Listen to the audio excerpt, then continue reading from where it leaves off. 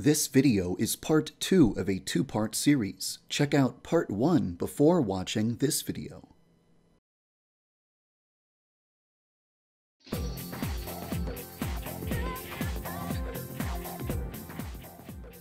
Last year, I proposed the idea of extremely low-detail students walking around in Yandere Simulator's school to create the impression of a lively environment with a large population.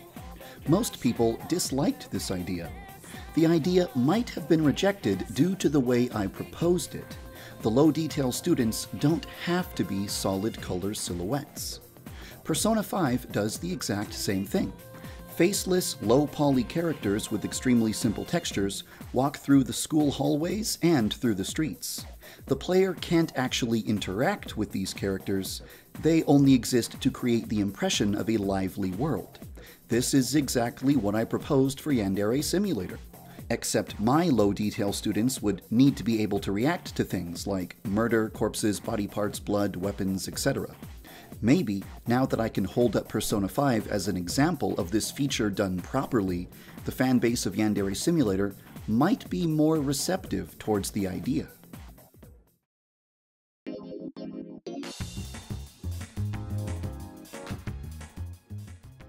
Sometimes, when the protagonist is walking to school in the morning, he overhears a conversation taking place between two other students.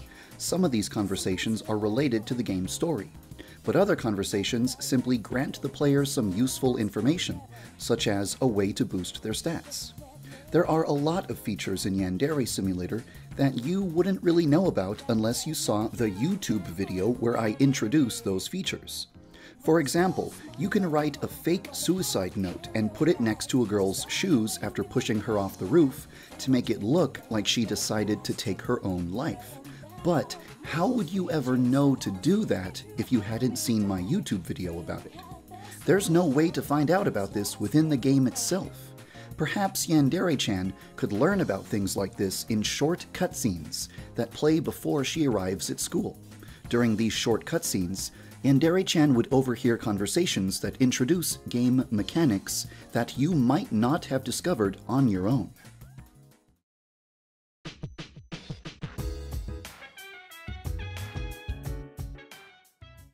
Every story cutscene in Persona 3 and 4 took place in a 3-dimensional environment, but some of the story cutscenes in Persona 5 are just 2D illustrations with 3D character models on top. Sometimes there's a foreground layer that appears in front of the characters or a single part of the scene that moves to help enforce the illusion. It's obvious why the developers chose to do this. Creating a high-quality 3D environment with dozens of models and textures in it is very expensive and time-consuming, but creating a single high-quality painting takes far less time and money, while serving roughly the same purpose as a 3D environment. I have a lot of ideas for story cutscenes in Yandere Simulator, but I can't justify spending a lot of resources on things that aren't related to gameplay. If I follow Persona 5's example and set the cutscenes in extremely convincing 2D illustrations, then I could have a lot more story cutscenes without needing to spend a lot of time and money putting together 3D environments.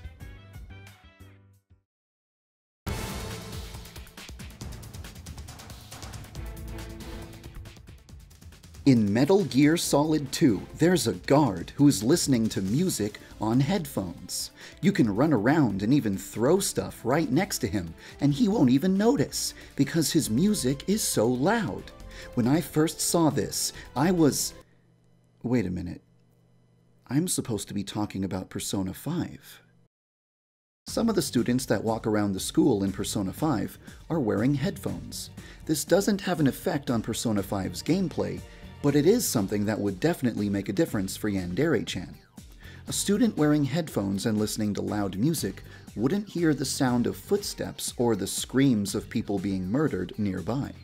A student wearing headphones could also be an obstacle. Normally, you can lure someone away from their usual spot by making a noise nearby.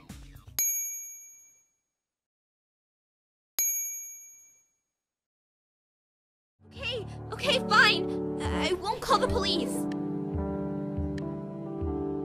Look, this is a bad time for me. We'll talk about this later. Just don't do it.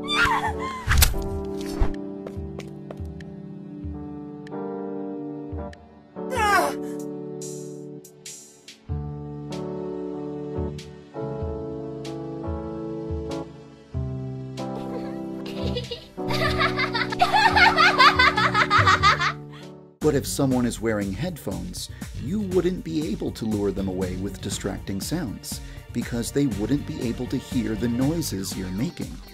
It's fun to imagine the potential situations that can arise from a student wearing headphones.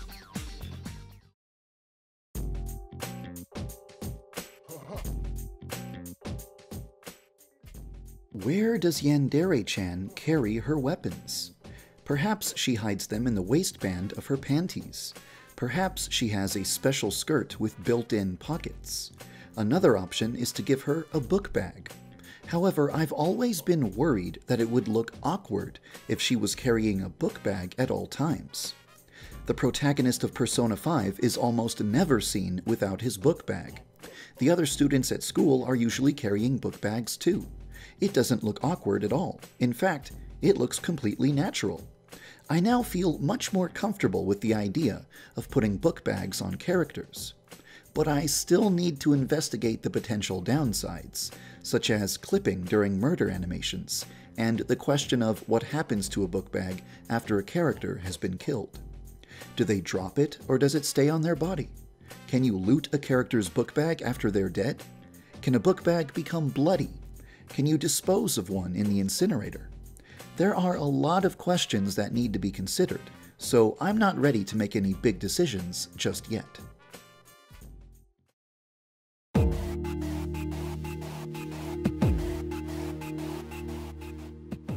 Persona 3, Persona 5, Natsuhiro High School, and real-life Japanese high schools have stores where students can buy food and various supplies. I've always wanted to add something like this to Yandere Simulator. But the problem is the person operating the store. If they are behind a counter, behind a window, in a locked room, there's no way to reach them, which means there's no way to stop them from reporting you to the police if you commit murder, which means that being spotted by them is an immediate game over. Some characters, like the guidance counselor and the headmaster, are invincible. You will never be able to kill them, and committing a crime in front of them will result in instantly being apprehended, with zero chance of escape. This makes sense, considering their importance to the setting and the story. However, it would be weird if the person running the school store falls into the same category just because they're behind a counter. If I want to put a school store into Yandere Simulator, I'll need to think carefully about exactly how the clerk affects gameplay.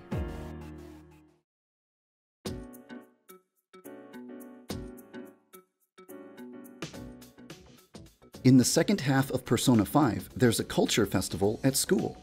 This is something that shows up in most anime set in a high school. During a culture festival, every classroom transforms into some sort of attraction, like a cafe or a haunted house. Culture festivals can also involve fun events like a scavenger hunt, an eating contest, or a sports competition. I think it would be really fun to have a culture festival take place in Yandere Simulator School. The only downside is that it would involve dozens, possibly hundreds, of new models, new animations, and new voiced lines that would only be used during the one day that the festival takes place. That's a lot of work for something that would only happen very briefly. This makes me wonder if the festival should last for an entire week. It could be the week when Senpai's sister is the rival.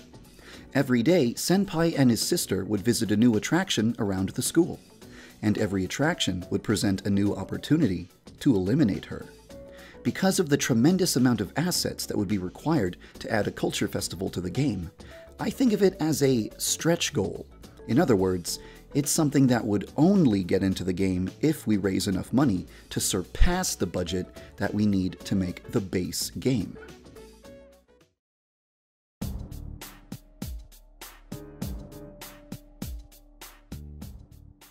At one point in the game, a certain character becomes suspicious of the protagonist and begins following him around school and around town, hoping to catch him doing something suspicious.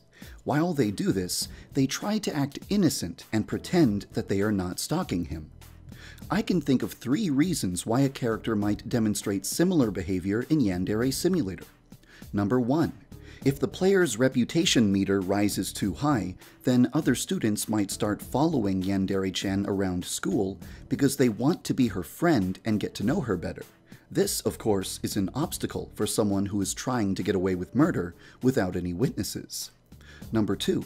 If the player uses seduction on another student too many times, that student might get a crush on Yandere-chan and begin following her around school, desperately trying to flirt with her. Number 3. If the player commits murder in front of a witness, but the police can't find any evidence linking Yandere-chan to the crime, then the police won't be able to arrest her. As a result, the witness might become obsessed with the idea of following Yandere-chan around school with a camera, waiting for her to do something violent so they can catch it on film and get her arrested.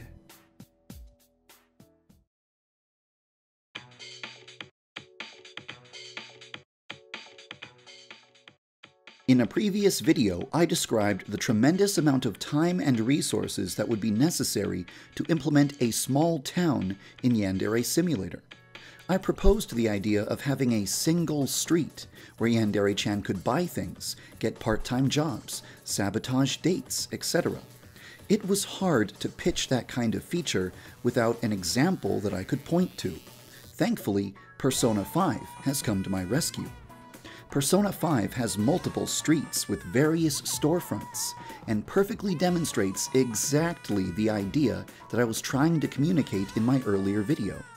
Sometimes, when the player enters a store, the camera stays outside the store, and the player simply sees a menu. Other times, when the player enters a store, we see a completely new scene. The player can't actually walk around, though. And there is another variety of store where the player actually can walk around and examine things in the store. The interfaces inside of these stores are incredibly stylish.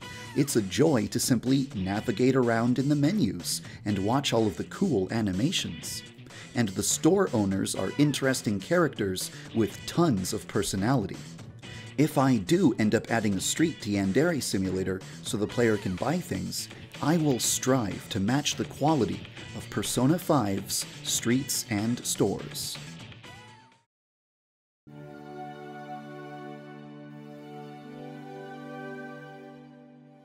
Check it out.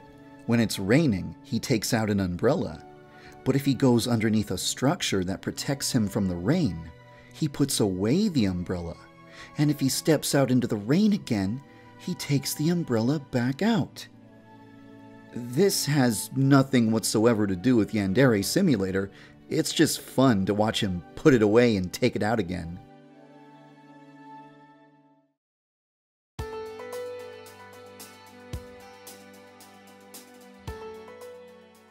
I am extremely grateful for Persona 5. It's full of useful reference material for a game set in a Japanese high school. It can help me demonstrate lots of ideas that I've had difficulty explaining in the past, and it's shown me numerous ways that Yandere Simulator can improve. I simply couldn't resist dedicating some time to examining Persona 5 and describing all of the lessons that I can learn from it.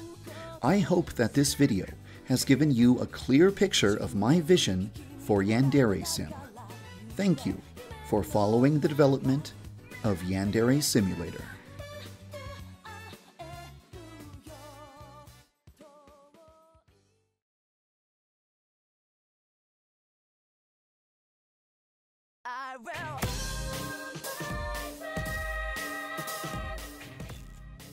Here we can see a girl talking to a boy. I think she likes him. How cute. But who's over there? She seems a little too concerned with those 2 students over there. And she looks kind of familiar. What does she have to say? You bitch! That's my Ikesugi-kun! Wait, is she one of those phantom thieves of hearts? What are you doing with someone else's man? Burn, Trevi bitch! Burn and bleed in a bloodstorm! I'll never, ever let anyone else have him. Ikesugi-kun belongs to me. Only me. This girl has issues.